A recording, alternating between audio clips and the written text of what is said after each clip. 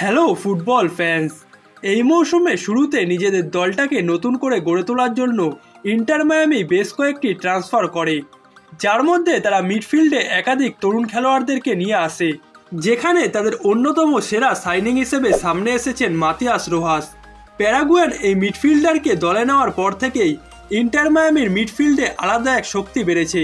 মায়ামির হয়ে মাতিয়াস রোহাস এরই মধ্যে 13 ম্যাচে 7টি গোল ও 2টি অ্যাসিস্ট করেছেন। এছাড়া মায়ামির হয়ে ম্যাচে তিনি যেই পরিমাণ প্রভাব রাখছেন তাতে মায়ামি আক্রমণ ভাগে আরও বেশি শক্তি পাচ্ছে। লং পাস এবং দূরপাল্লার শট নিতে দক্ষ এই মিডফিল্ডার আজকের ম্যাচটিতেও মায়ামির হয়ে দুর্দান্ত পারফর্ম করেছেন। লিগ কাপের নকআউট পর্বের ম্যাচে আজ মায়ামি টরন্টোর বিপক্ষে মাঠে নেমেছিল, যেই ম্যাচে লিওনেল মেসিকে ছাড়াই জয় তুলে নিয়ে রাউন্ড অফ 16 নিশ্চিত করেছে মায়ামি।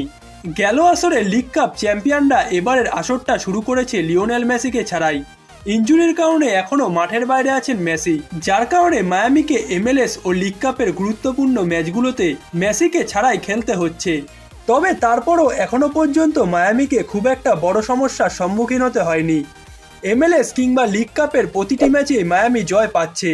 মেসিকে ছাড়া গেল 1.5 মাসে ইন্টার মায়ামি MLS ও লিগ কাপ মিলিয়ে মোট 10টি ম্যাচ খেলেছে, যার মধ্যে 8টিতেই জয় পেয়েছে ফ্লোরিডার ক্লাবটি, যার দ্বারাই বোঝা যায় মায়ামি তাদের দলটিকে গড়ে তুলতে ঠিক পথে এগিয়েছে।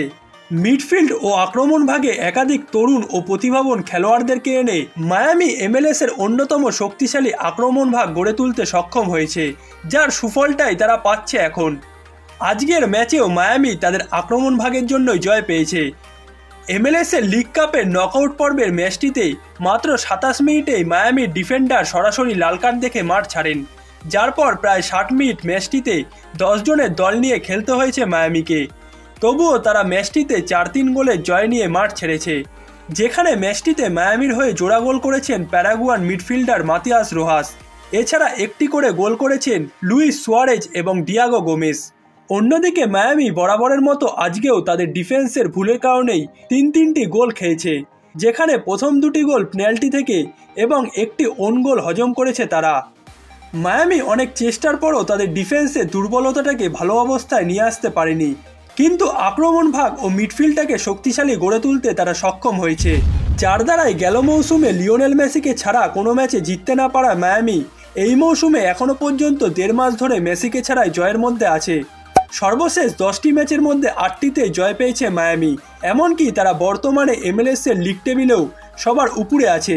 তবে এই জয়ের ধারা ধরে রাখতে হলে মেসিকে খুব দ্রুতই মায়ামি স্কোয়াডে ফিরতে হবে, কারণ মৌসুমটা যত শেষ দিকে চলে আসবে MLS কিংবা লিগ কাপের নকআউট পর্বে মায়ামি আরও শক্তিশালী দলগুলোর মুখোমুখি হবে, যেই ম্যাচগুলোতে অবশ্যই মায়ামির হয়ে লিওনেল মেসিকে খেলতে হবে, যার দ্বারাই সেই ম্যাচগুলোতে জয় পেতে পারবে মায়ামি। মায়ামির কোচ মার্তিনো বলেছেন, মেসি এখন সুস্থ আছে, জিমে সময় কাটাচ্ছে, তিনি দিন দিন উন্নতি করছে, যেমনটা ধারণা করা হচ্ছে সে নির্ধারিত সময়ে ফিরে আসবে। লিওনেল মেসি মূলত পরবর্তী মাসে আর্জেন্টিনার বিশ্বকাপ বাছাই পর্বে যে 2টি ম্যাচ আছে সেই ম্যাচগুলোকেই টার্গেট করে মাঠে ফেরার চেষ্টা করছেন।